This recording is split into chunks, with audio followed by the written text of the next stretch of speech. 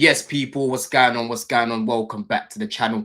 As always, people, make sure that you lot are smashing up the likes. Make sure that you're leaving your comments in here below. Let us know how you're feeling right now in the chat as well, people. You know, I know we won last night, but I'm still feeling deflated. You know, I've got a nasty smell in the room around Chelsea right now. It's a dark cloud around Chelsea right now, for numerous reasons. I'm not going to talk about it. Because one of the main things we've got a problem with today at the moment is discipline, man.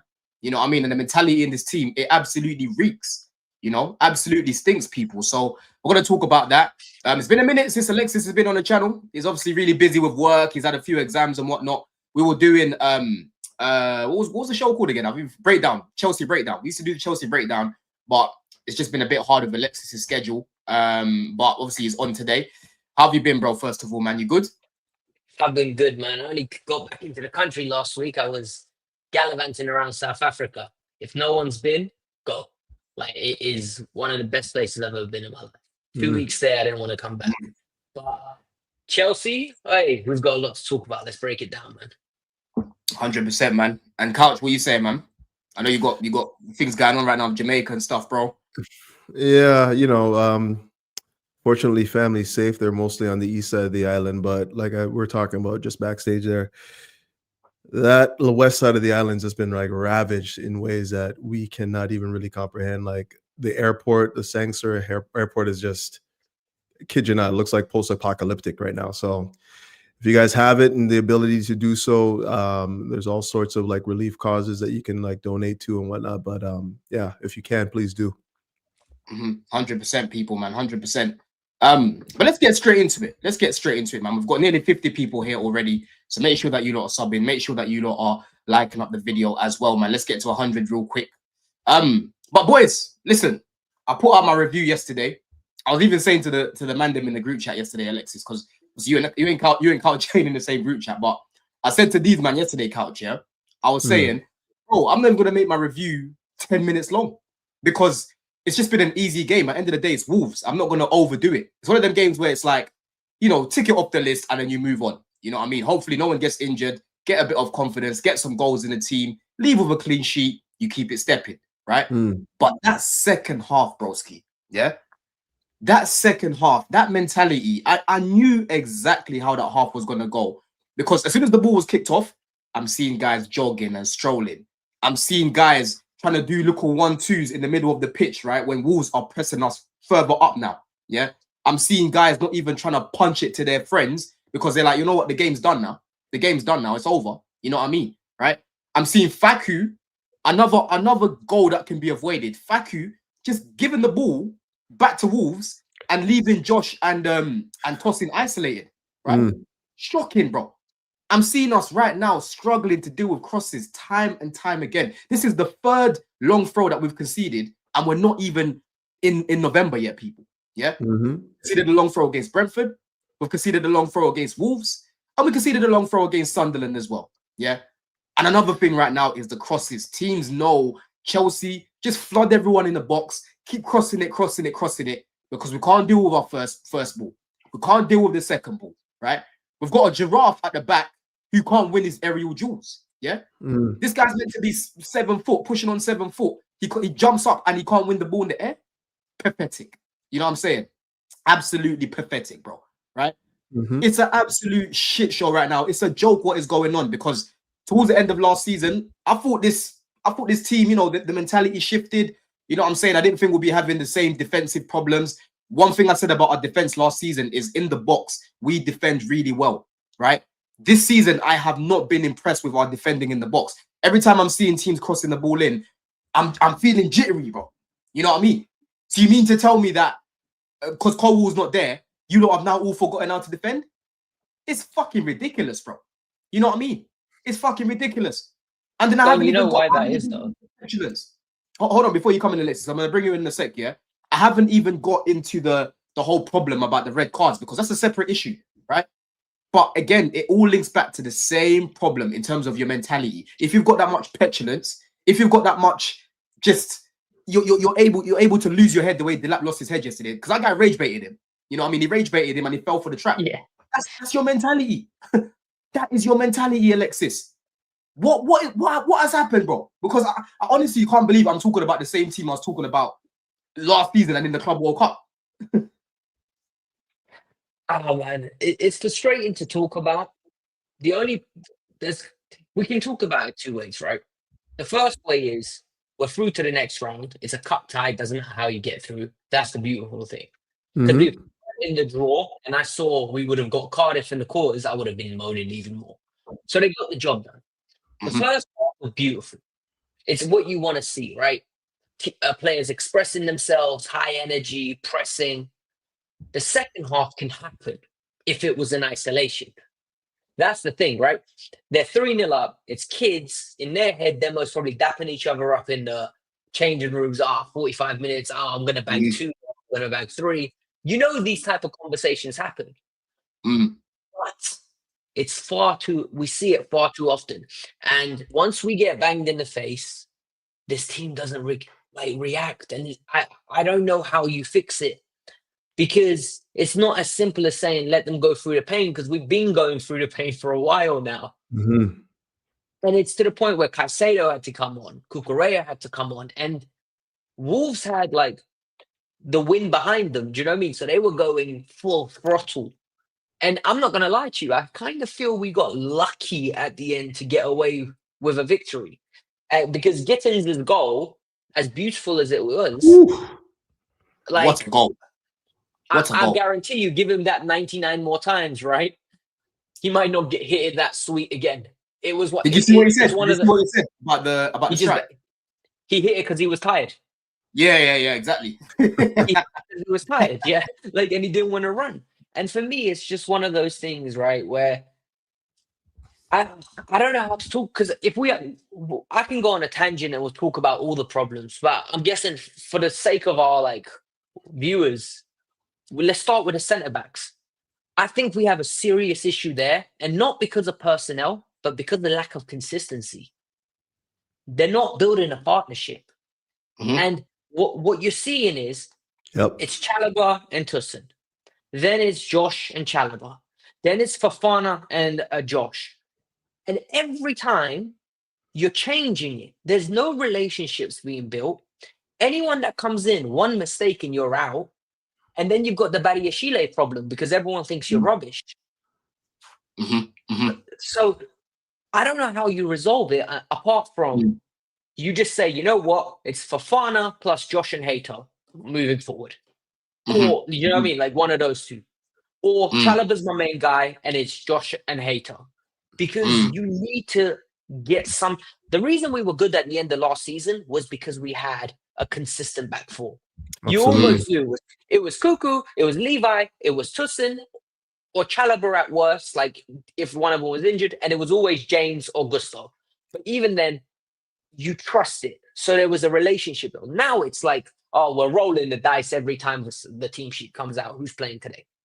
Yeah, I Exactly, mean, bro. there's a number of reasons why that is the case, though. First and foremost, I think that the main reason is nobody's really stepped up and just said, "This is my position. I'm going to hold this down." It's been inconsistent performances in that position. Secondly, when you do see some semblance of form, guy goes down injured.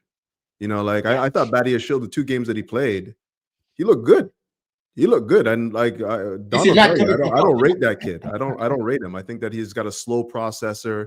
He's very slow to assess when there's danger around. But he looked good in those 2 games, particularly in possession. He goes down injured. Tosin, like just no quality there. Like, let's just be real. Like he's big and burly, but he's not very physical in the box. You know what I mean? Mm. He's just big and gangly, right? He's not good So enough. he's just not good enough. You're right. He's just Yeah. not good enough, right? We have a bunch of I wouldn't even call them deputies at this point. I would just call them just guys. We have a bunch of guys, and we need Mm. He's somebody a that can just be a body. boss back there, you know? But the thing is, though, Coach, Tosin didn't look this bad next to Colwell, bro. Like, he really didn't. He really, Don, it's really didn't. diminishing returns. We're seeing too much of Tussin.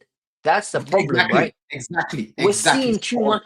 When you see Tussin once every 3 weeks or once every 4 weeks, you're like, oh, he's had a good game. And then you have 3 weeks Mhm. to remember that he's had good games. When you Yep. start seeing Tussin and you're forensically analyzing him because he's your number one choice, you start seeing why he was at Fulham and only Mm. joined Chelsea as a free agent. Mhm. It's true, bro, and that's a problem, and that's why I always say, yeah, like with you, because people always crash me. Oh, I thought your squad's this and that. I say, bro, let's have a little bit of let's have a mature conversation, because when I'm talking about our squad, right, I'm talking about these guys coming in for certain games. When you're playing against I'm never going to use Sunderland because I actually rate Sunderland, and I actually said in pre-season they're going to comfortably stay up. You know what I mean? I don't think they're going to be in any relegation problems. But let's say you're playing a Wolves or you're playing a West Ham. These guys, Chalobah and Tossins, they can come in. Carabao Cup, they can come in. But you don't want your squad players to be playing consistently like what we've been seeing this season, right? And then when you've got two of them together, who are both right-footed playing together, yeah, it's a recipe for disaster, yeah? Tosin and Chalobah, that pairing is as bad as Garnacho and Neto, bro.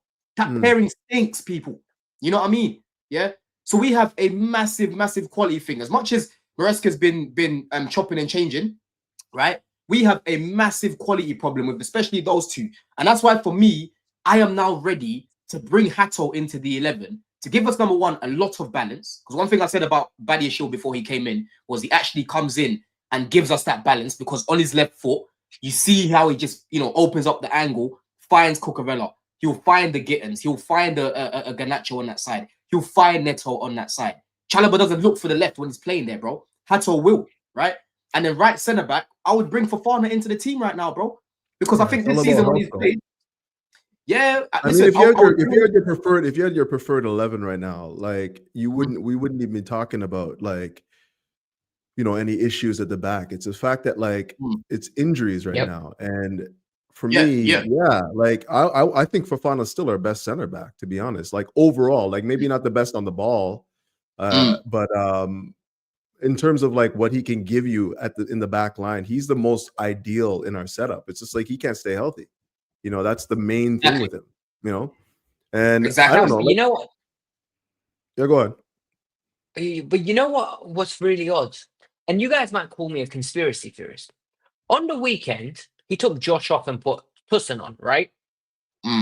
And for me, it was like, I don't understand why you're doing that when Fofana's on the bench.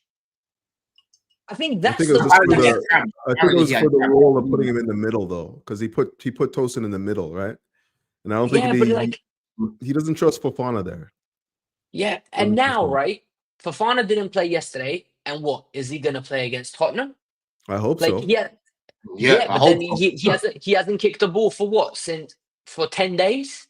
Like, I mean, but he's been training though. Like, I don't mind him coming in to this one game, as long as it's like now he's consistently coming in and playing one game a week at least, right? Like we just have to start formulating a partnership. That's what we're talking about right now. We need to start seeing a partnership. The beginning of last year, when we were going on that run of form, it was Colwell and Fofana, and them two were just starting to form a partnership before Fofana went down injured. We need to start seeing a bit of that again. Like there's something where we're seeing a regular set of quality center backs. I don't know. Like, but even that, like even to that, like we're talking about this game here yesterday, and boy, like it goes beyond just the center backs to me, man. We're talking about like real leadership. We're talking about like real characters on the pitch. And once we went up 3-0, before we talk about that, right? That's a good point you're going to bring in. Let me read Jardel's comment. He talks specifically about the centre backs here. This is a point I've made as well, Jardel, right? It says, Don, you cannot use your left back cover as a centre back, because what if we need to rest Cuckoo? What then? We can't use Hato because he's playing games week in, week out. Bro, I'm thinking about needs must right now. Yeah. I'm thinking about needs must right now. I'm looking at it right now, and I'm like, bro, if you're not going to play Hato left centre back, I'd rather play Josh there. Because Josh, at least when he played there the other day, he was looking like he could do a job there. He's not looking just to the right. He's carrying the ball and he's trusting himself to play it on the left, right? So play Josh there and play Fofana there. I don't mind. But my point right now, Jardel, my overarching point is we cannot be seeing the pairing of Chalobah and Tosin going forward. That game against Sunderland should be the nail in the coffin for that pairing. We should never see it again. Never see it again, bro. Yeah, there's other players right now that we can be using. I'd rather we go through the growing pains with Hato and growing pains with Achimpong, because I know they're going to improve. Tosin and Chalobah, bro, these guys are not going to improve. Then this is them. This is them, bro. You know what I mean? This is what they are. Yeah. And but to that point, I think we need to be careful about like just thrusting guys in at the deep end, like Josh and them, before because again, you can just ruin them like long term if you just like, okay, he's the only guy we like. You have to be careful about how you bring these guys in. I don't have a problem with how he's using Josh right now. I'm going to be real. I don't have a problem with it. Yeah. I think he's getting games when he, here and there, and like he's slowly starting to pick up some confidence in his game. He's not making as many mistakes as he did at the beginning of the year, which is good. So I'm okay with that. I just don't want to see him come in, play with a different partner, then come out and then play with somebody else. Like, we have to find more consistency in that back line. I've never seen a team chop and change center backs as much as Chelsea have the last couple of years. It's crazy. Bro, crazy. It's mad. This reminds me of the age argument needs to stop. The age argument, because there's a lot of people saying you can't, you can't play 2 19-year-olds. Well, if we signed Hoyson like we were going to, the plan was a 19-year-old Hoyson with a 21-year-old Colwell. You know what I mean? Can we get into that? Can we get into that? Because I know Don knows I don't agree with that necessarily. It's not so much about the age. It's about the experience. And like also with these younger guys, it's not that they're not good on the ball. It's just like when you're talking about the physicality of the game, their body is not even developed enough to deal with that sort of physicality the right way. When you see Hoyson out there, Hoyson's next to a freaking boss. He's allowed to play football. He's a ball playing, but he can play with somebody like that. Like when you have two guys that are still needing to develop their physicality in a back line in the Premier League, it could be problematic, man. Could be. I'm not saying that it is problematic. It could be problematic, right? No, so Couch, I agree with you, but we already have a problem at the back. We have a giraffe. Like, do you know what I mean? Like, if we had, if we genuinely had a proper centre half that's serviceable, I'm not even saying world class, someone that you can count on, then I'd be like, yeah, you're right. He needs to be there to nurture one of them through, and we'll build it. Like Fofana. Fofana's fair. This isn't even in a debate. It's Fofana +1. But when you're forcing in Tosin, when you're forcing in Chalobah or Disasi, as people are saying in the chat, which blows my mind, I might as well just go with 2 youngsters. Exactly, bro. That's what it is for me. It's not like right now we've got Silva in the team still, and we have a top centre back there, and we're asking for these guys to be playing ahead of them. We're asking for these guys to be played ahead of trash. Let's be real, people. We're asking these guys to be played ahead of trash. Because I didn't even want Chalobah back. I was a strong advocate for not bringing this guy back in January, and everyone was getting gassed, getting carried away. 9% of the fan base wanted him back to spite Clear Lake because obviously they banished him in the summer, but they banished this guy for a reason. Yeah, I know some Palace fans, bro. I'll speak to D weekly, and D was like, bro, take him back. Yeah, word to Wiley, take him back. You know what I mean? Yeah, because he could see the bozo shit that he was on. At Palace, he went there and he was on some bozo shit, but it wasn't really out in the open because no one's clipping up Palace. No one's clipping up Palace. But when it comes to Chelsea, of course you're going to get clipped up, bro. Yeah? But this guy struggles to do the basics. He is a bozo. He is what I call a bozo because what he did last week is inexcusable, brother. Yeah? This guy gets over 100 grand a week. He has played with Rudiger, with Silva. 100, whoa, 100 grand. He's over 100. Bro, he gets over 100 bags a week, bro. Chalobah gets over 100. I don't know about that. No, Chalobah's not. I don't know about Chalobah getting over 100 grand. Okay, I don't know about that. I think we need to slow down there. Let me show you right now. I'm checking. You ready? Don't forget, Chalobah got his contract, before. Bro, he's on 50K a week, man. Behave yourself. He's not on no 50K a week, man. He's not on no 50K a week. He's not on no 100K a week, that's for sure. Bro, this guy's getting over 100 bags a week, bro. Nah, B. Let's say here. I mean, this thing here says 50K a week, to be fair. It says 50K okay, then. Allow it then. Just allow it then. Because you don't know, say he's not on no 100K. Bro, I saw it somewhere that he gets 100 bags a week, bro. He gets over 100. Fair, here it says his 6-year extension includes performance-related clauses that could increase to 100K. With his performances, he ain't getting no 100K at this moment. Bro, it could be as simple. It could be as simple as him starting. It could be as simple as him getting certain minutes. They're not going to make those objectives easy for him to reach to get him 100K. Come on now. Let's be real. It's 50 bags a week. But listen, again, Alexis is right. It does say here up to over 100K a week. But the point that I'm making right now is this guy shouldn't even be on the payroll anymore, bro. Yeah, 50K a week, £5 a week, £10 a week. Get him out of it. Yeah, Yeah, but you him know and the you problem is need though to be one of the too. first It's people. not that like the reason why it's even debatable right now that he's in the team, out of the team, is because he still gives you good performances from time to time. He scores Yeah, big goals that's from the time to problem. time. You know what I mean? So it's we're really just struggling with consistency, like all over But the that's a pitch. quality issue. That's a Absolutely, quality. absolutely. I'm not even debating it. I don't want him. Don has heard me bang on about our center backs for 2-3 years now. I don't like any of them not named Fofana. You know what I mean? And Fofana can't stay healthy. I don't like any of them. But we have what we have, right? So, Yeah. well, no, I can't say I don't like any of them. I keep forgetting about Colwell. I do like him. I think that he has retainable qualities, but irrespective, like we can certainly use upgrades in that position, right? Yeah, yeah. But yeah, like it's just about it, and maybe it is. Consistency is tied to quality. There's no, you can't separate the two, and which is why it's difficult when you see somebody come onto the pitch, give you a unbelievable performance. Everyone's like giving them the plaudits, and then the next week it's like a red card and giving away a goal. So it's the consistency and the quality that are linked together that we just cannot really come to grips with. We just haven't been able to see anything like that. So here we are, man. Yeah, man. But the thing is, for me, Coach, you made a point about like 19-year-olds. Obviously, Josh hasn't hit his physical, his best physical form as of yet. Not He's even gonna get. close. He might even still keep growing, bro. When I see that guy in person, he's fucking tall, right? Yeah, but his he'll body open is up a little bit more.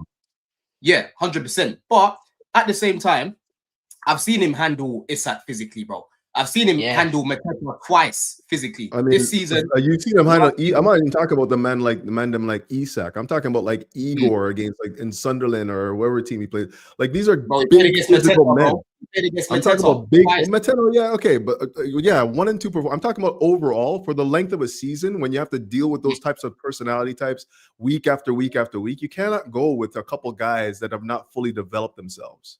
You know what I mean? But the thing is, though, you can't. Yeah, but the thing is, though, when you're looking at the other options you've got there, you're looking at Chalobah and Tosin, who both struggle. So I'd rather Josh keep building his confidence, knowing that he's locked up Mateta twice, knowing that he's locked up Isak as well, and build it like that. Because one thing about Josh, what he likes to do, right, is he reads the game really well, and what helps him is the fact that he's got really long limbs. Yeah, that might sound funny to people, but bro. There's times where I see Josh just bring the ball down quickly, and you just see him, his press resistant. He gets the ball, he's gone. Yeah, he'll get to that ball first before that striker even gets there. That's what he's really good at, bro. You know what I mean? And physically, the only time I've really seen him getting done up was when we played against Bournemouth. Yeah, when Semenyo finished him. But that was I think that was his first start for Chelsea when we played against Bournemouth. He got done in that game, and I didn't see him again. You know what the funny thing is about that? You're talking about getting done up, and like this just speaks to the league for me right now. Like the league is going back to like bangers and mash football. We're talking about long ball here, throw in here, just whip it into the box. Sure. It's all physical now. Like it's not finesse driven anymore, right? And we don't have enough physicality on the pitch right now to mitigate that. We're playing with like, and you guys are talking about playing with 2 19-year-olds at the center of our defense. I just, as much as I agree that we don't have the quality right now, I cannot necessarily I can't come to grips with the fact that we're going to play 2 underdeveloped 19-year-olds in the position. What's your solution? Knowing that we're playing in this Premier League that is just horribly physical, and the quality, like there's no doubt if you play those 2, quality on the ball improves markedly. We're talking about at least a couple steps, because that Josh can at least, he's a ball carrier. He can get into space and use the ball well. I think we saw yesterday a good example of what Hato can do on the ball. He's decent, very, very quick, has a recovery pace as well. The problem I'm having is who of those 2 are you going to be assigning to somebody like Chris Wood or somebody? I'm just talking like again, I'm just throwing a name out there, but like who is going to be dealing with the physicality of the Premier League when you're the 2 players that you depend on to be the most physical in your side, the ones that can deal with that are your center backs. And that's what we do on the ball. It's also what we do out of possession too, right? Yep, and that's why I'm saying you need to get Fofana in the team right now. Like he has to be in the team. I don't want to be seeing Fofana playing these Carabao Cup games or even Champions League right now. Like, well, we've got Baku. Yeah, I don't want to see him in the Champions League. I'll be honest. For me, just go 1 game a week. I don't want to see him in the Champions League until the knockouts. And even then, like quarterfinals, you can come back in. Just prove to us you can stay fit. Yep, 100%, bro, 100%, man.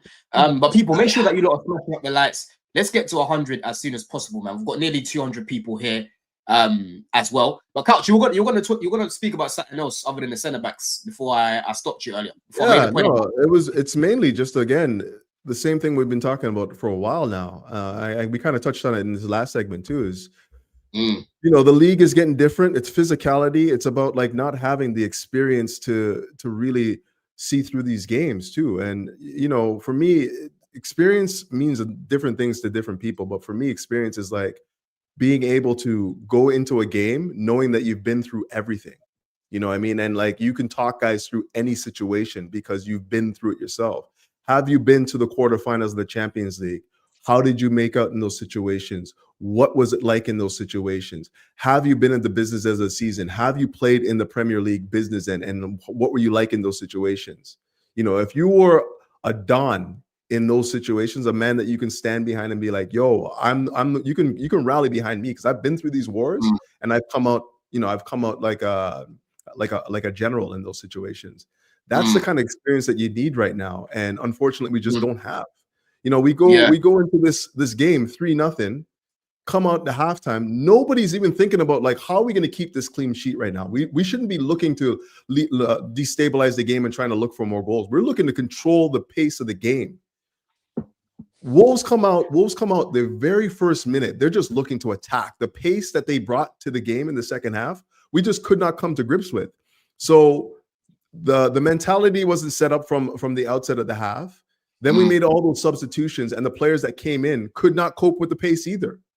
You know, nobody that came onto the pitch in the second half were able to deal with the pace of that the Wolves were playing at, and that was embarrassing in and of itself. But it's how you set up the game, though, right? Like they were brought into the game at a tempo that they weren't really ready to deal with, right? Like we didn't control the game. So the problem is, though, for me, it's like you really just got to have more experience on the pitch, people that have been through the wars. And that doesn't necessarily, again, we're talking about age. I'm not talking necessarily about age, like bring back Thiago Silva, like somebody's mentioning that. I'm not talking about that. I'm just talking about somebody that you can say, I've been through the wars and I can come into this pitch and settle these guys down. Sometimes that's all you need. Just somebody that can be a settling voice, an extension on the pitch to the manager. And I'm going to get into him too, because I think that when we're talking about this whole discipline thing, I think that he needs to be a better leader in that regard as well. He needs to be more assertive in those situations, but I don't know if we want to get into that yet. But just in terms of the game itself, yeah, go ahead. Let's stick to what you said, because I think it's spot on, right? We lack leaders that have been there, done that.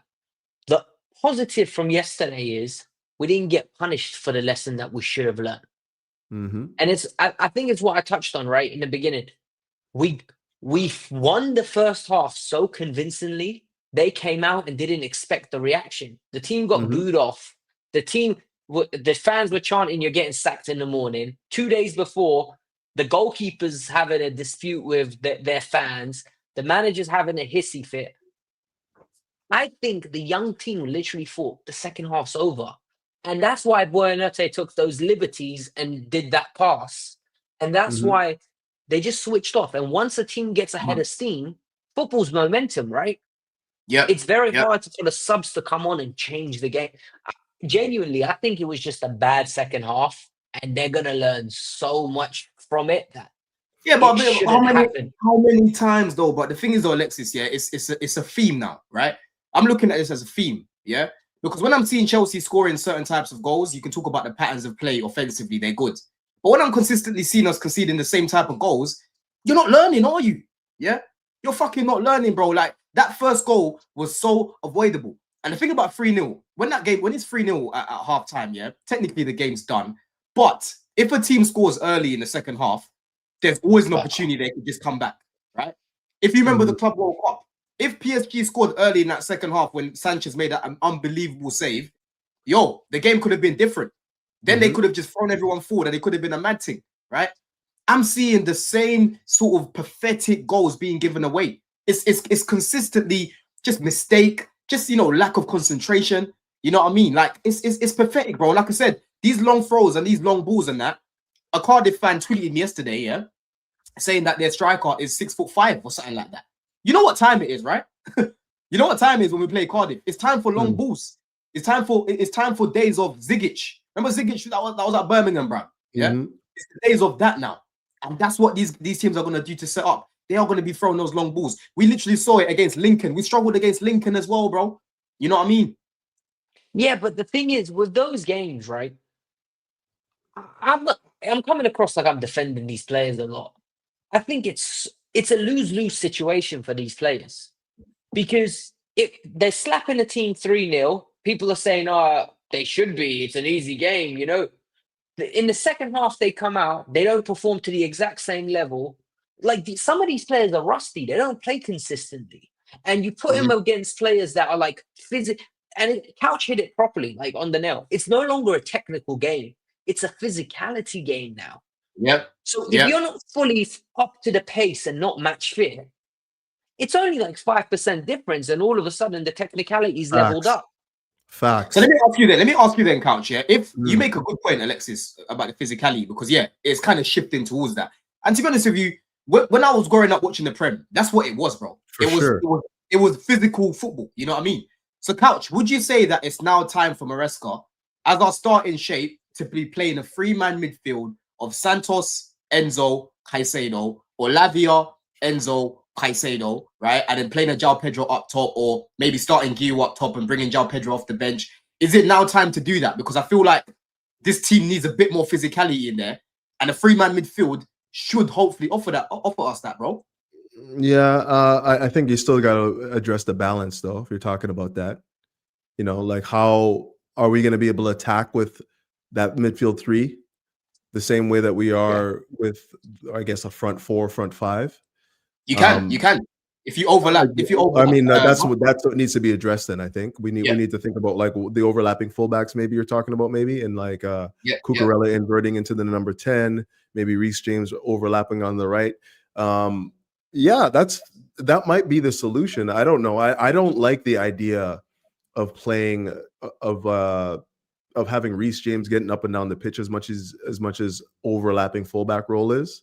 And you already know how I feel about Gusto in the final third. I think he's absolutely useless. And I also think that he's absolutely useless when you're trying to build up from the back as well. Like every time it's a giveaway. So his passing is so loose. It's been pissing me off, bro. It's unbelievable. It's the first season. Like honestly, you cannot use this kind of possession-based team. So the other thing too that we have to start to maybe what you're thinking about is redefining what we're trying to be as a football team. Like if we're going to be a ball retention possession-based football team, then we have to look at the players that we're using in this setup and whether or not that's going to work in a 4-3-3. I tend to think it can. I tend to think it can, but I mean, I need to see more from the likes of Enzo Fernandez. I need to see more from the likes of Santos before I can say that, yeah, that's a dedicated position that we can go to 4-3-3. Just because, again, we're going to need the offensive thrust, and that's probably where that's going to come from in the middle. That those two positions, those guys need to be the ones that are going to be scoring the goals for you, or at least maybe. Do you know, I really don't want to be reactionary and change my whole tune based on like the last 7 days. Because prior to that, and even against Sunderland, I might get cooked. I thought first half, right? Not from a creative standpoint, more the physicality. I thought James was physical, Cuckoo was physical, Chalobah was physical. Josh was absolutely brilliant on the overlap. He was bodying their striker. You know, he was covering. Caicedo was physical. Technically, he was poor. You know, like we were winning those duels, and we weren't getting bullied. A year ago, we would have got bullied in that midfield. They would have been too lightweight, and that's the positive that I'm taking away. That these players are standing up to battles.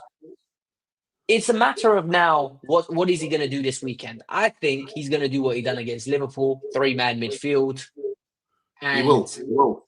And you know what? I welcome it. 3-man midfield, win that midfield battle, and then you will get goals.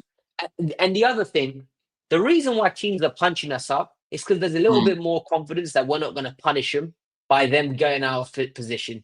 You can put Palmer on that pitch and they start running around like headless chickens and he starts picking up pockets, they'll go back into that low block very quickly. Mhm. And then all of a sudden, everyone's going to have a few more seconds on the ball and we're going to have a lot more control. I For think sure. missing Palmer is huge. For sure. It's huge, yes, but I'm sorry, bro. It's We can't put out the lineup we did the other day and be talking about Cole Palmer, right?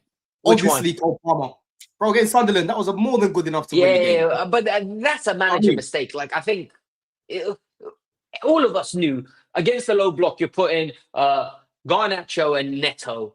What are you doing? Yeah. What are you doing? Like, I can't. There's no point of us even spending time debating it because we're going to be like a broken record. Like, it's true. It's true, it's man. Error. And Couch is right. Cook him for it. He's off form at the moment. Players can be off form, and guess what? Managers can be off form. My manager's off form. He picked it up for the past few game weeks and that, but bro, some of the decisions he's been making, he gives. You know what it is? Yeah, like the one thing about Maresca, he'll give guys chances to prove him wrong. And one thing I like about him is when he notices something isn't really working, he tends to go away from it quite quickly. So I'm just hoping now, like I'm looking at him closely now because you came out the other day saying that goal shouldn't happen. It's a 2v1 that should never happen, right? You came out talking about Delac. Let's talk about the petulance in this team right now. That was pathetic. That was unbelievable what I saw yesterday. Man came on. First of all, let me talk about his performance because I'm not gonna overlook it, right? He just came back from injury, but he was stinking on the pitch, bro. He was stinking. The ball just bouncing off of him, right? He wasn't even when he was running. You could see he wasn't up to speed. He just didn't look match ready. You know what I mean? He didn't really look match fit right now. But away from that, you allow yourself to push man to the floor. First of all, yeah, you that could have even been a red potentially. If they had VAR, they check that. They're saying, yo, it's potentially a red card here, violent conduct and whatnot. Yeah. And then and then the second one now, after you've already pushed man to the floor, you look at a man first, you elbow him in front of the feds. You know what I mean? The feds are walking past the event and you decide to run into the house to try and rob the house in front of the police, bro. Yeah. What do you think is gonna happen? You can't go on a heist. I was saying on my review yesterday, you cannot go on a bank heist. If you're trying to rob a bank, don't take Delac with you, bro. Don't take him with you because he'll bait you lot out. He'll take off his mask in the bank, and he'll take off everyone else's mask as well, bro. And you know what else? You know what else to that? And I think that this is again experience and understanding. When you're on the bench and you're watching that game in the first half, and you're seeing yellow cards come out for like routine tackles and stuff like that, you have to be able to read that and be like, yo, okay, so this is how he's calling this game right now. I have to be a little bit more on my P's and Q's when I'm going into these challenges. And this guy just came, he was just wilding out there, man. I'm not even kidding. It was wild, man. Like, and it didn't even look like there was much in it for him to really respond the way that he did. You know, like this is just basic jostling back and forth, center back striker. You know what I mean? And he's acting out like that, right? So yeah, you just got to be better, man, and like have a better mentality when you come onto the pitch. If you came into that game thinking that you needed to just bully people and be physical and like dominate people, then you weren't really reading the game correctly right now because they didn't really have any real pushback. Nothing that they did on the pitch was any that made me feel like we needed to be more physical. It just didn't look that way for me, you know? So yeah, he just had a stinker, to be honest. And, you know, if we're going to get into the whole idea of discipline and where it comes from, like, yeah, it starts with the on-pitch leadership, which I don't think that we had throughout the entire match. And then it also streams into what the manager is saying and doing, right? So the manager saying when we don't really look to, you know, put repercussions when people do stupid things on the pitch. You know, like we let them sort that out on their own. I'm like, well, this is a squad. He said that. Well, not yesterday, but he said it in the past. He said in the past in the presser. Let's quote him properly. Like he said, when I have kids, and the way I sit down with them, I ask them what they think they did wrong, and then I teach them through it. I don't punish them. And that, I remember that. You're opening yourself to what Couch interprets it as in, okay, you deal with it yourself. You're old enough. It's stupid. It is stupid. The thing is, it doesn't work, man. Like it doesn't work when I agree. Number one, the leadership group is not strong enough as is. He's got to be that person now. He's got to take up the mantle and be the leader for this squad because number one, it's young. They haven't really gone through all the wars or whatever. And like, I just don't think he's doing a good enough job of that. It's very simple. Like something like petulance on the pitch or stuff like that. You remember when, God forbid, when Lampard was our manager, he was talking about they had a wall of things. Like if you're late for you're late for training, you're late for this. There's a $10,000 fine for this, $10,000 for. If you're the last person out of the dressing room to get back onto the pitch, there's a fine for that. You almost have to do that at this age with this basically a U23 squad in order for them to understand how serious this is. Because when you're collecting red card after red card after red card, and there's absolutely no repercussion for your actions as a group, then you're just laying the groundwork for more of that to occur going forward. So I'm saying whatever it may be, and like I don't know what motivates people. Like we were in this chat, we're talking to Jimmy. Jimmy's saying that like, oh yeah, money doesn't matter to these guys. I beg to differ. I mean, I'm not going to be one that's going to tell people, what motivates them. Like I don't know them personally, but I beg to differ. If somebody's telling me they're going to take my 10 grand because I'm petulant on the pitch, I'm not doing that. I'm not playing petulant. 10 grand's 10 grand. You know what I mean? Like it doesn't matter how much you're making, man. Like for me, it's 10 grand, bro. You're not taking that from me. I'm not getting that back. You know what I mean? I have a small window of earning potential. So that 10 grand is going to mean something. So, and if the person doesn't care, that's not a character you want to have in the dressing room.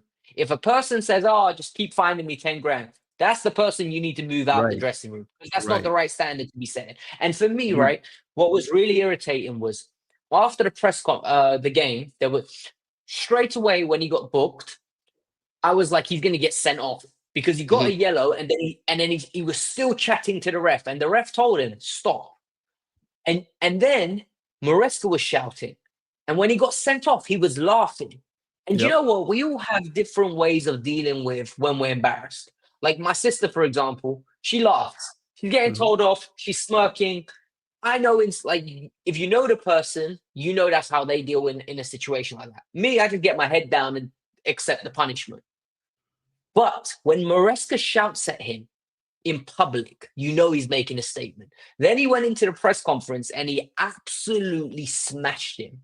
And you know what? It was the first time I was like, yep, he's dealing with this now head on. Because that's my response to this right here.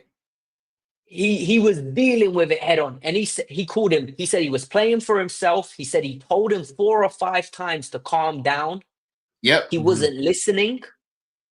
And he basically said, we need to fix it. He said, I can accept Man United and Brighton. I can't accept Nottingham Forest red card and this red card because it's petulance and it's embarrassing. Fix it now.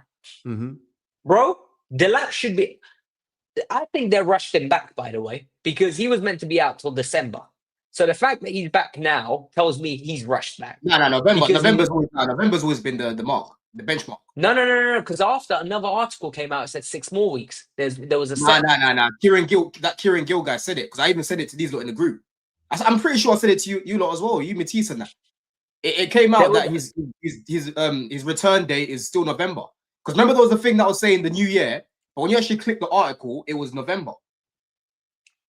Well, you know what? I'm telling you right now, he does not look fit. He'll need time, but he needs to fix his attitude. Because that's exactly what this was supposed to be. This was supposed to be a fitness match. He came on for 30 minutes and got sent off in 20. Like this is exactly what it was supposed to mean.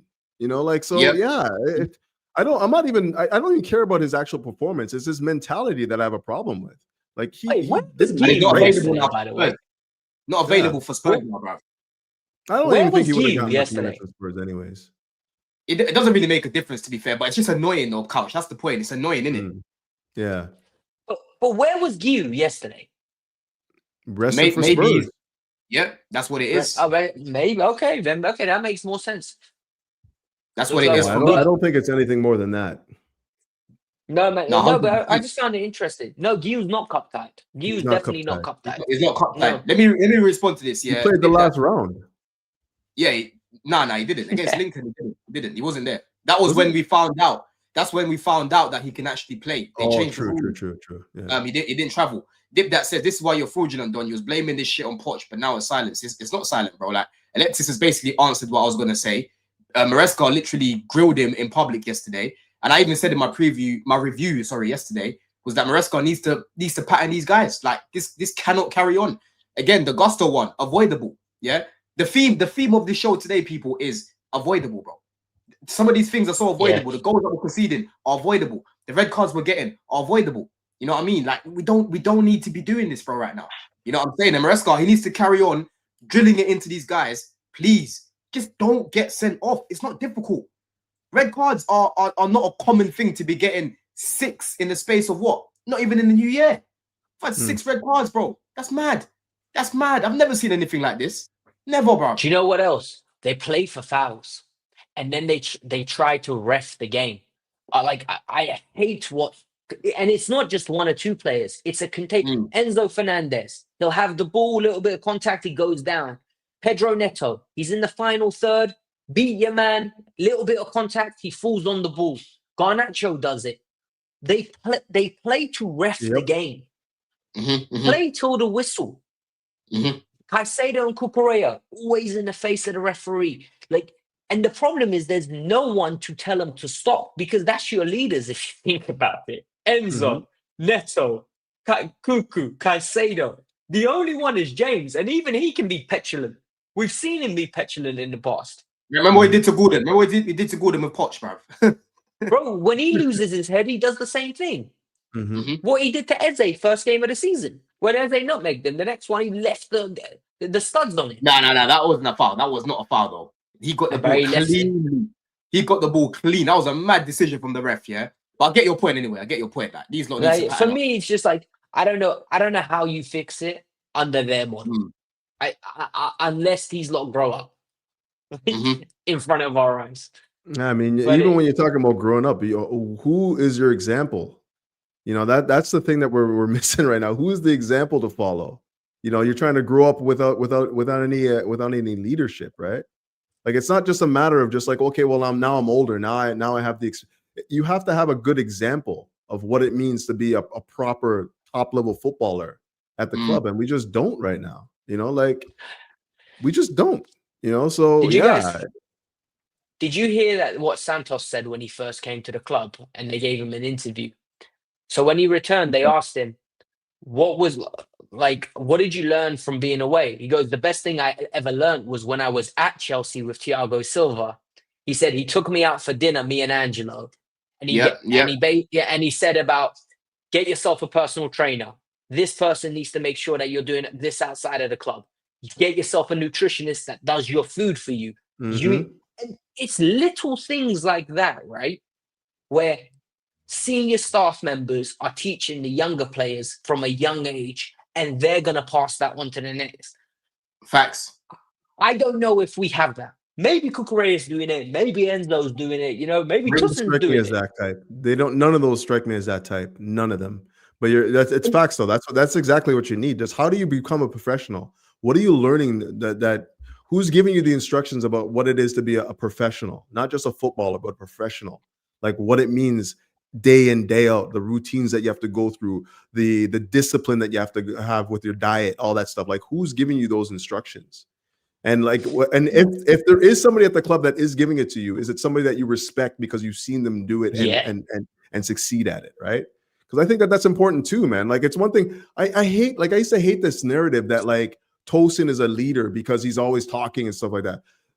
More times than not, when he's telling people what to do, I don't even want him to tell them that, because like you are a bozo. I don't want you to tell these players what to do on the pitch, because watching you do it makes me sick.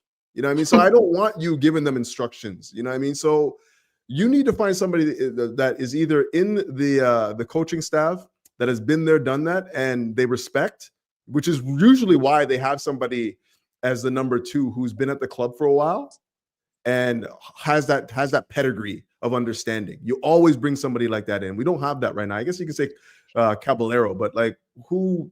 Come on, let's be real. Like that's not really what I'm looking for as the example here. You know, so it's crazy, man.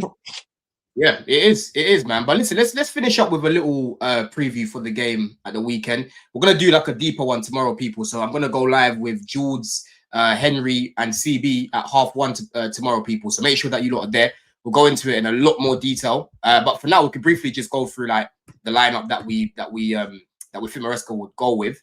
Let's go with predicted lineup rather than our lineup, because you know there's things here that I would do that I don't think Maresca's gonna do. You know what I'm saying? Yeah. But let me change the shape of this. Let me change the shape. But make sure that you lot have smashed up the lights. Have we hit 100 lights yet? Let me just double check if we hit 100 lights, people. Let me check this, man. Let's see. Yeah, so we are on 89 and we've got over 200 people here, man. So make sure that we keep smashing up those lights. Let's get to 150 real quick, people. Let's do that quickly, man. But shape, let's go for a 4-2-1-3. Obviously, on the ball, we know what the shape is, and I'll just change it manually, right? But obviously, Sanchez in goal for this one. Hey, we didn't even speak about Jorgensen. You're lucky we didn't speak about Jorgensen. Yeah, you yourself are lucky we didn't speak about Jorgensen. Hey, you might get deep. Balance is my boy. About Jorgensen. Oh, couch, cook me. Go on, fuck it. Cook me, bro. What do you mean cook you? You're already cooked, man. You can't talk about this guy anymore. Man, deep fried 3 times over, and he wants to get cooked for this 4. guy, man. Like no command of the area. Just looks like a deer in the headlights when the ball's played to him. Crocodile arms. Just nothing I want to see in net. Like, to be honest, Bro, absolutely. every nothing. time he comes into my screen, yeah, and we might have the ball, I'm panicking. Any second, right? They're approaching our box. I can see him. I'm panicking. Y-Scout took the share of Y-Scout went down as a company yesterday because of it. Hey, let me tell you something. No, Electrics, let me tell you something, bro. Yeah, because I put it out there. The receipts are still there. When I was watching Jorgensen and I was watching Valles, I said, bro, I want Valles. This Jorgensen guy doesn't give me the confidence that Valles gives me, because I was seeing Jorgensen in a lot of games where he's parrying the ball into danger. And the receipts are still there. Bro, I'm in a group chat with these, man. They're still there. But what I said about Jorgensen last season, start of the season, right? Sorry, no, last season, sorry, was that Sanchez kept making mistakes. Let's give this guy an opportunity. But when he got taken out of the team, because he wasn't that convincing, I never fought for him. I never fought for the guy to say, yo, put Jorgensen back in. I just said, bro, you know what? Right. He didn't really convince anyone like that. But I'll be real, people. If Sanchez keeps making mistakes, why does he deserve to keep his place? You got to give the next guy an opportunity, see what he can do. If he's not working, he gets dropped again. I haven't given any Jorgensen prop in time. In time, bro. Broski, you know what I mean? I can't believe I'm about to say this. Those 2 bozos in front of Sanchez have made me appreciate Sanchez a bit more, you know. Bro, he's been quiet. He's been quiet, man. Due to the red card, he's been quiet, man. I'm not gonna lie. I don't think that he's been in fault for many things. Like the red card was a bang play, anyways. Like obviously, you'd like to see him handle that a little bit better, but other than, I don't think that he's been that bad this year. Like, he's had a good season. I can't believe I'm saying this. He's actually had he's done what my keeper should do: stay out the limelight. If I'm not talking about you as my keeper, I'm happy. Exactly, bro. Continue this. I don't want to mention your name. Spot on, bro. And let me show you something that I saw about Mike Penders yesterday as well. Let me just quickly log into my Twitter.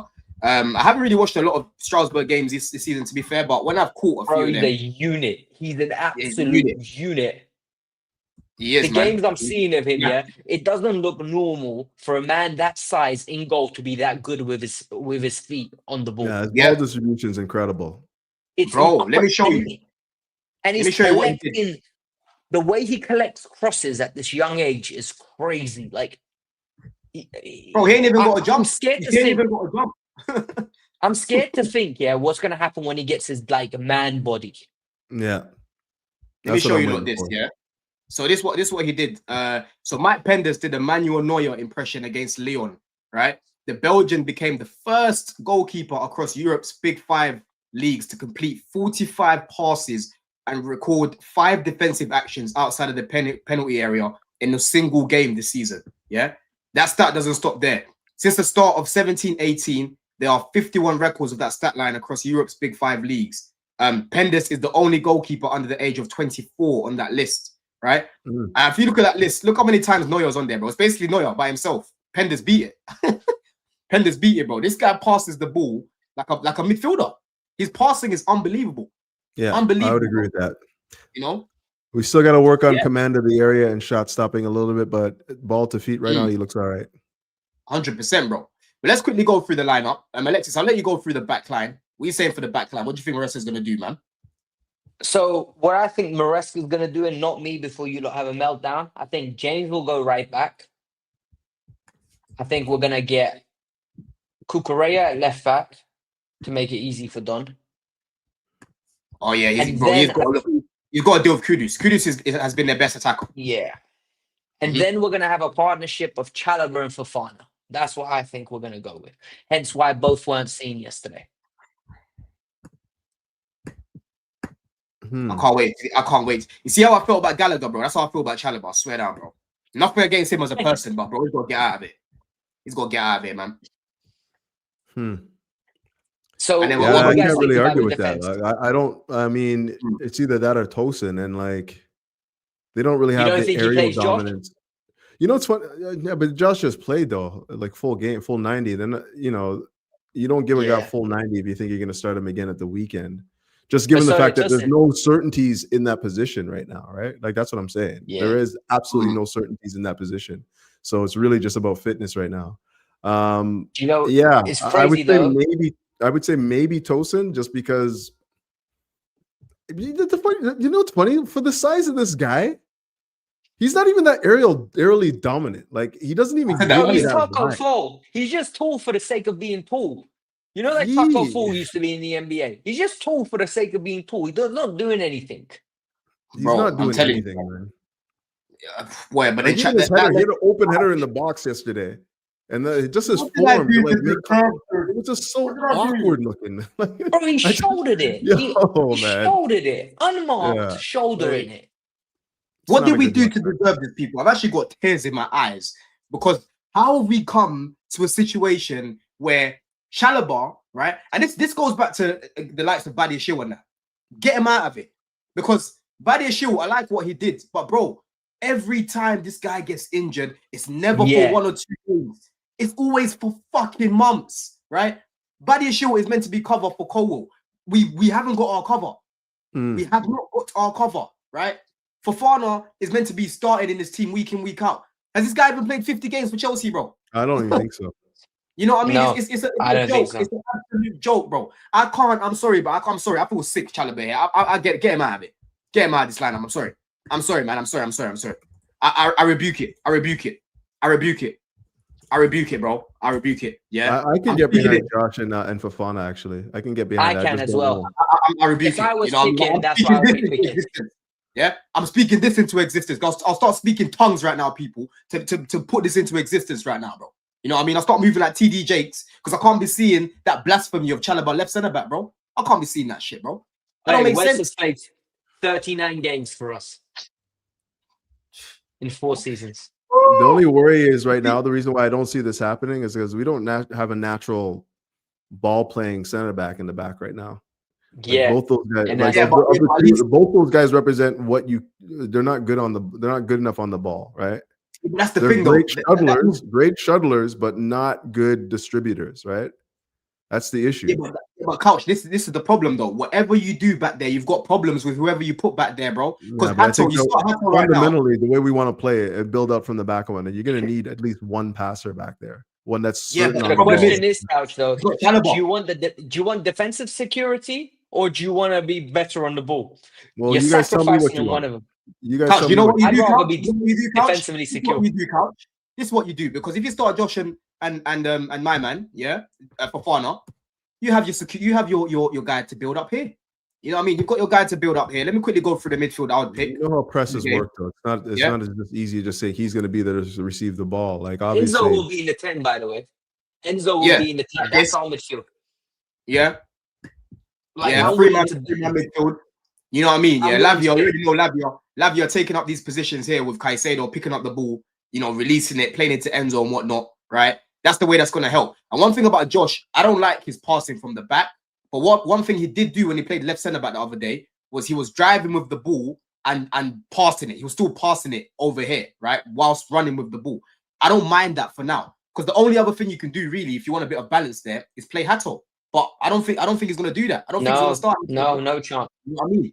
So He really should though. He looked good. Bro, Couch, just last week he started Josh left centre back ahead of a guy that's nearly 30, bro. You know what I mean? At right centre back. You know what I mean? Chalobah got moved to the comfortable side because he clearly cannot play on the left. He can't play there. He can't Do you play know there. that linking game did a lot of damage to Hato's first team aspirations? Because Hato, after that game, came back in the team and has had only good performances. I don't remember like him having like even yesterday. I think he came away with it. They conceded 3, but I thought Hato looked good. He looked real good. He did, man. But Maresca came out and said he's struggling with the physicality of the league. He needs time. He's too young. Like there's always an excuse not to play him. It's the same that he did with Josh. It's almost like he has to be forced into playing him, and then the kid has to be so good that basically there's no chance of dropping him. But I'm not gonna lie to you. Like I'm not gonna lie to you. Like I don't think they've done a bad job of what they did with Josh. I think that he's being brought in progressively, and like he's built up his minutes in a way that I think he's doing a good job there. With Hato, it's a whole league adjustment, man. Like I know he's played at a high level. He's a Dutch international. He's played in the Champions League over 100 games. Like, but it's a different. Like what I think we're learning, and not just with Chelsea, but with Liverpool as well, is that the Premier League's just a different animal, man. Like you could play at the highest level in the Bundesliga, you know, be a German international, and then you come to the Premier League and you see the pace and power and this old school bangers and mass football.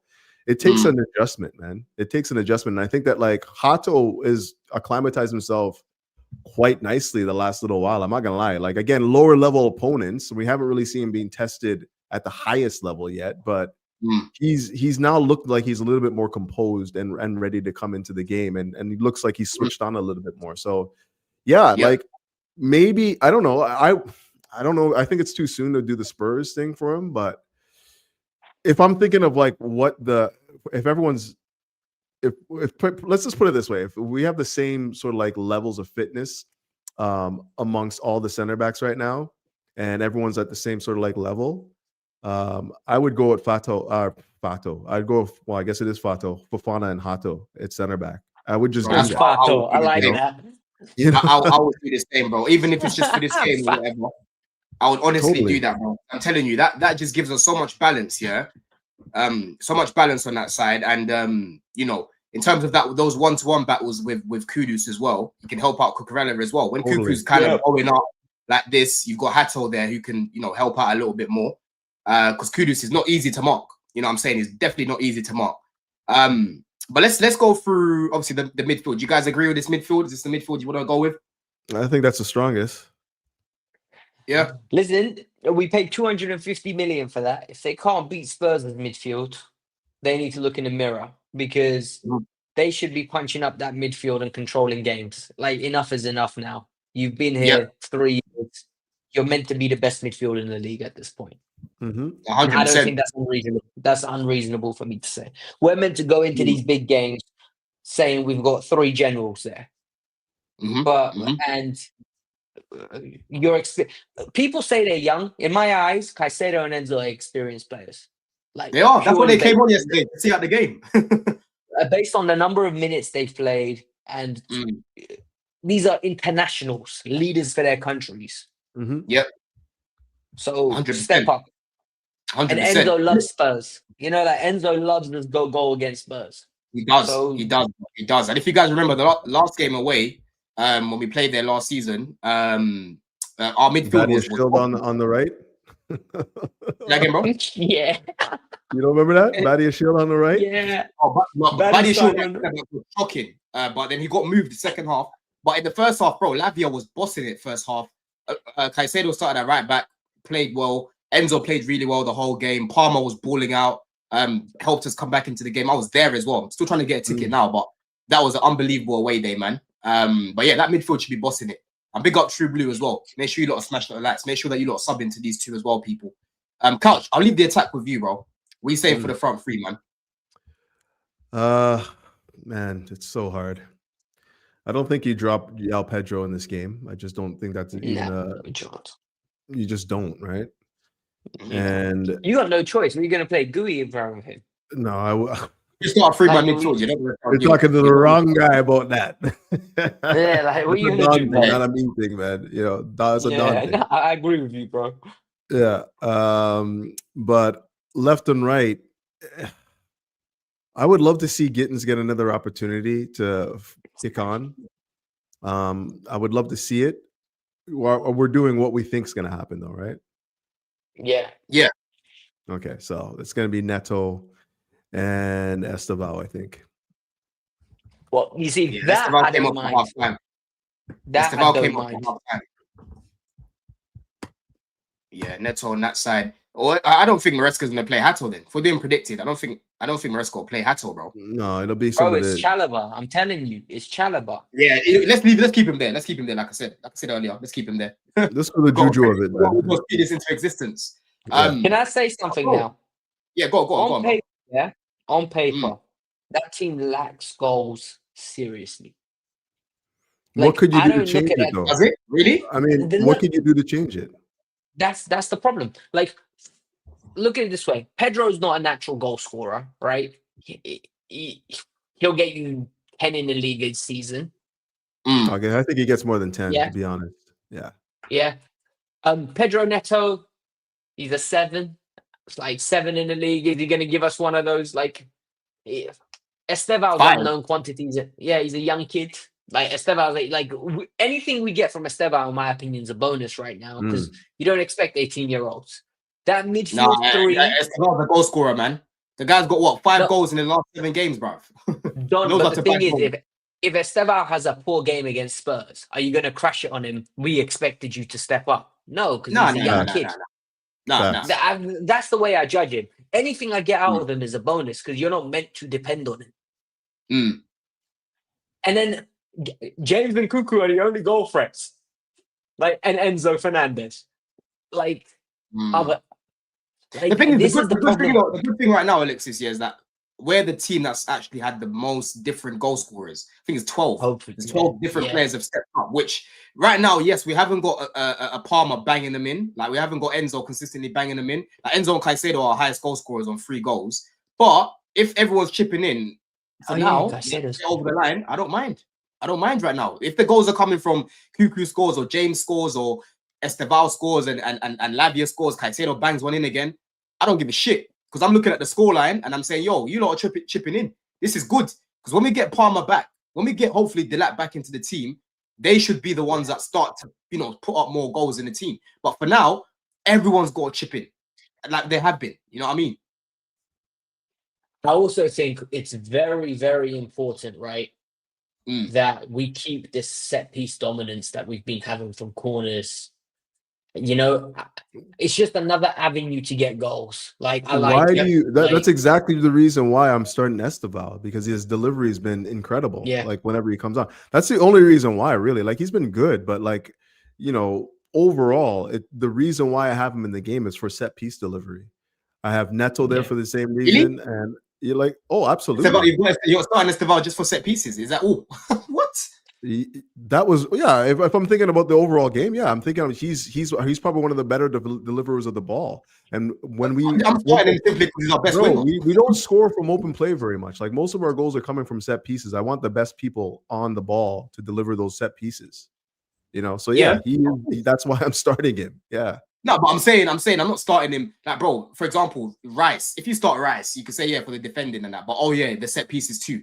Esteval, I'm starting Esteval because he's fucking quality at pretty much everything, not just set pieces, I'm starting him because the set pieces. I'm starting him because he's a goal threat. I'm starting him because of the variety in his goals. I'm starting him because he's a playmaker. I'm starting him because he's actually got flair. I'm starting him because he's got a fucking brain. He hasn't even really been starting games, though. That's the thing, though, right? Like I'm saying specifically, you start him because you want the edge in set pieces right now.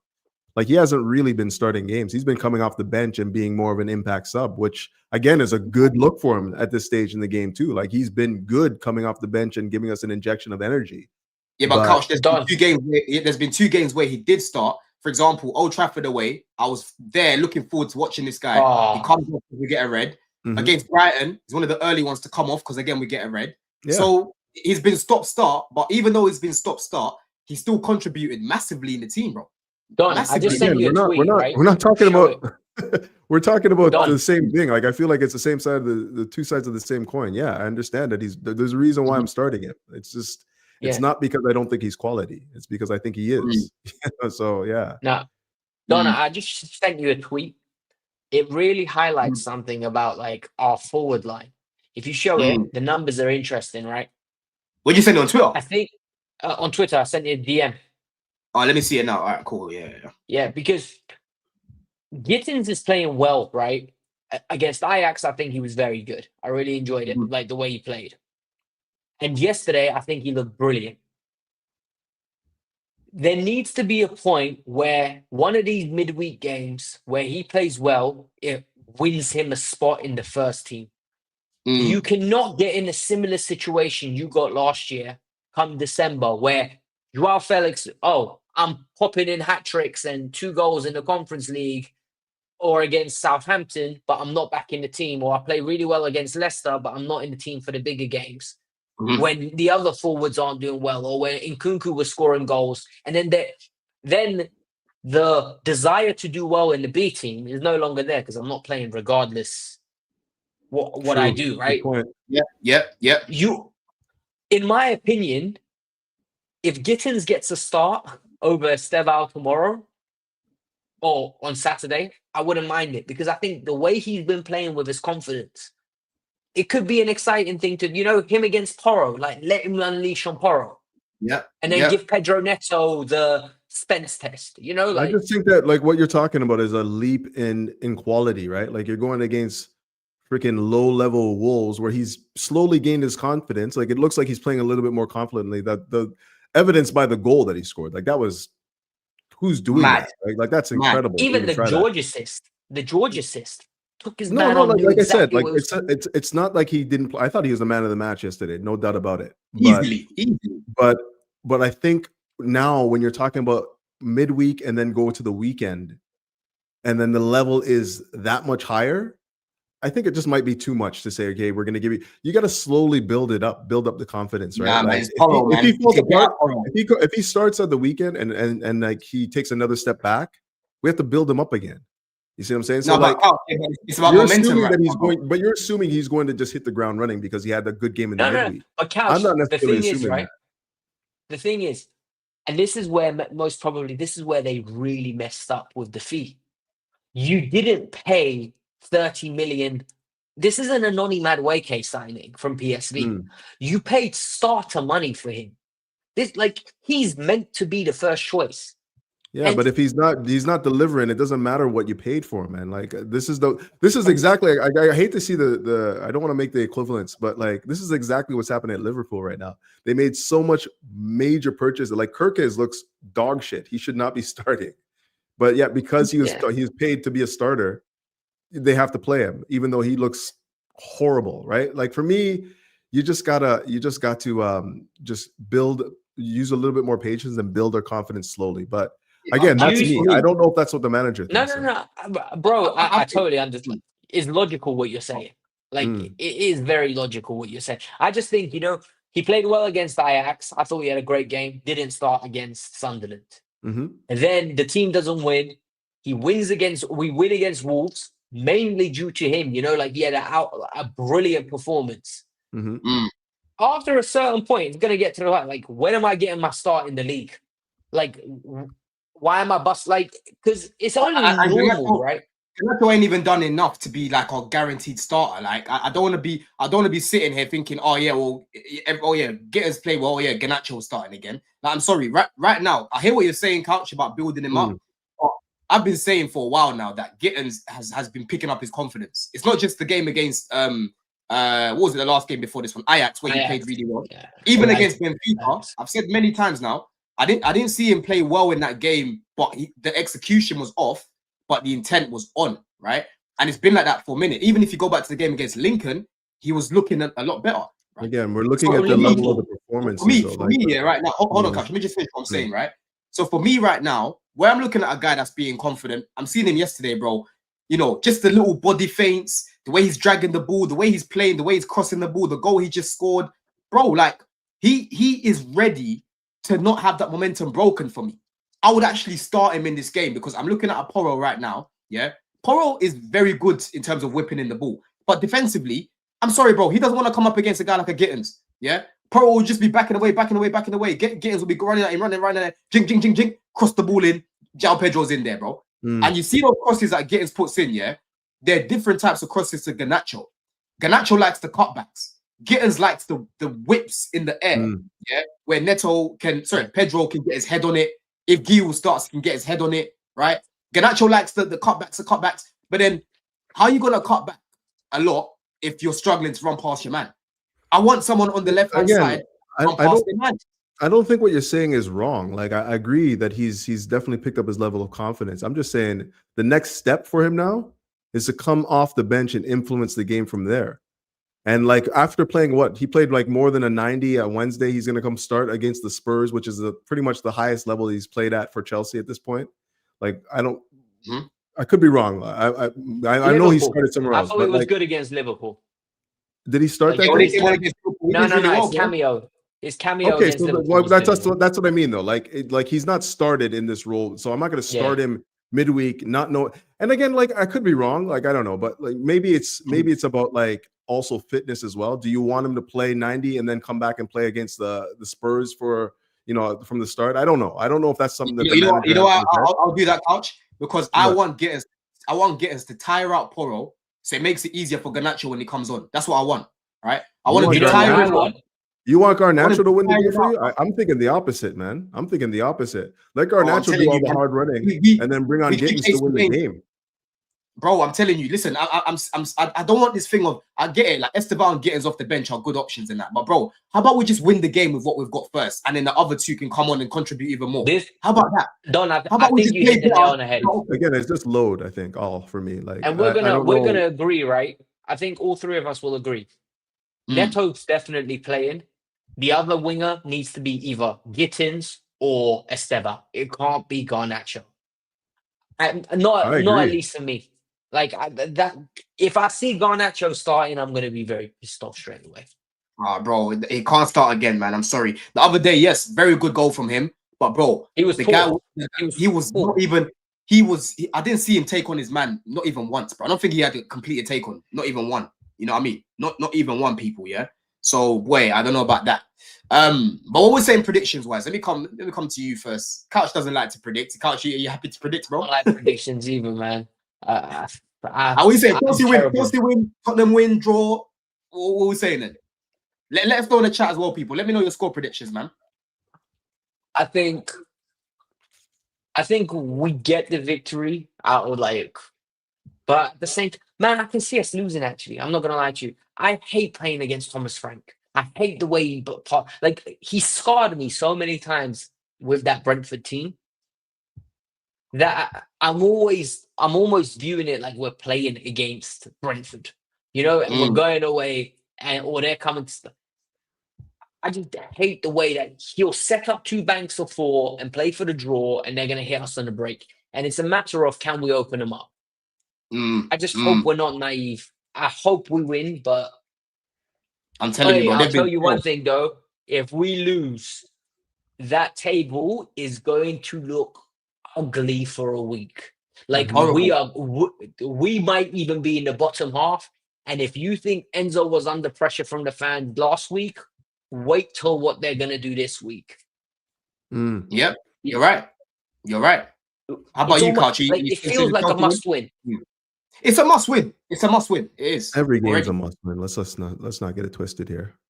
Whether you're playing, about the context of what happened, but we just lost against Sunderland at home. Yeah, no, I get what you're saying, but like there's definitely pressure on this game. I can't help but feel like even like Lord to say I don't know. Like I have to see the lineup first. If it's a lineup that we just like put together, I feel like we could probably nick it. But if it's anything outside of that, like if we're talking about seeing Tosin at center back and all these things, it's gonna be long, man. It's gonna be long. So I always have to wait to see the lineup before I can really make any real assessment on it. But yeah, that's true.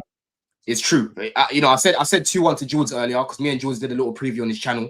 I'll stick to that for now. But that's not even me being confident. Like when I said it, I was like, last season when we went there away, we were flying. I was so confident. Even when we went 2-0 down, I was saying to Alex next to me, right? I said, bro, we're coming back and we're winning this game. And that's exactly what happened. But right now, bro, I don't really see it right now, man. I'm not really confident in the team. Big up here, like he says it, people. Make sure that you lot still smash up the lights. Over 200 people here. It's flown by. Nearly an hour and a half on the show, people. It's flown by. Every Thursday, I'm going to aim to do a little show like this after Champions League and whatnot. Get the guys on here as well. See, Couch wasn't on Blue Diaries on Monday. But yeah, he wanted to jump on today, which is good. Big up Javon as well, man. And listen, everyone in Jamaica right now, hopefully, his family pull through and stuff. Couch, same as you. And yeah, if there's any reliefs you know about, Couch, let me know so I can just share it in the chat and whatnot. Let me know, people, man. But Couch, have you got anything coming up, bro, before the game? Any previews coming up? Yeah, I'm not going to do any previews, but I'm definitely going to be doing the Spurs review. Win or lose, draw, doesn't matter. I will have that out, and I will certainly have something on my feed about how you can donate, or even if you want to. If I can talk some people into going live and doing a little like super chat donation thing where we match the donations, I might even do something like that, because I'm not going to lie to you guys, it's peak, man. Like I can show you guys some footage of what's going on down there right now, and it's not nice. It's going to take a while for them to rebuild their lives. And, if we can do any small way to help them rebuild, and I'll try. I'll do my best to do that. But yeah, we'll see how it goes. 100%, man. How about you, Alexis, bro? Same old. The content is every day, nearly every day. You get 15 minutes of Chelsea related content. I enjoy doing it. It's fun still. So yeah, Kafka's View. I'll put the link in the chat. If you guys can subscribe, creeping up to 45k. I want to hit 50k soon, and then the long race to 100k continues. I don't really appreciate every subscriber. You'll get there, bro. You get there. You know what's so funny? Yesterday, I was talking to Roms about Hazard, and I was trying to find the goal against Watford, that he scored. And obviously, I went on Twitter, I typed in like Hazard, Watford or whatever. Your thing came up. Your first ever video came up. First ever video, man. First ever video. Mad. We lost that game 4-1 as well. Yeah, like it's crazy how like when you look back when I started YouTube, I didn't even have like a camera. I had a phone that I held. There was no ring light, nothing, no equipment. Yeah. It's crazy how much YouTube has developed in like... True. Some people have got crazy like equipment that costs more than most people's cars. It's true. It's true, bro. The production on YouTube is mad. You know what I mean? It's mad, man. But people, make sure that you lot follow me on TikTok. As it says there, Don300. Sorry, Don CFC. Follow me on Instagram, of course. And on Twitter, as always. Make sure that you lot sub into the channel. 10K is coming real soon, man. But I've actually redirected to Mo and Husam's channel. Make sure you put a look. What should we say for Husam? Because Husam's live right now with Mo. What we saying, people? What should we go in there and raid? Couch, what we saying? I've been trolling him all week, man. So I can't really. Hey, let's say you know what it is. Let's say this Wilson Frisk. You know me, yeah. Wilson Frisk. Just put that in there, Mr. Wilson Frisk. People, go put that in the chat. Arne Poch. Hey, listen, Wilson Frisk. I'm telling you, that's what my man's looking at right now, bros. You see, Slot, he's looking at Wilson Frisk, man. You know what I mean? So make sure you look put that in the chat, man. But in a bit, bless, love.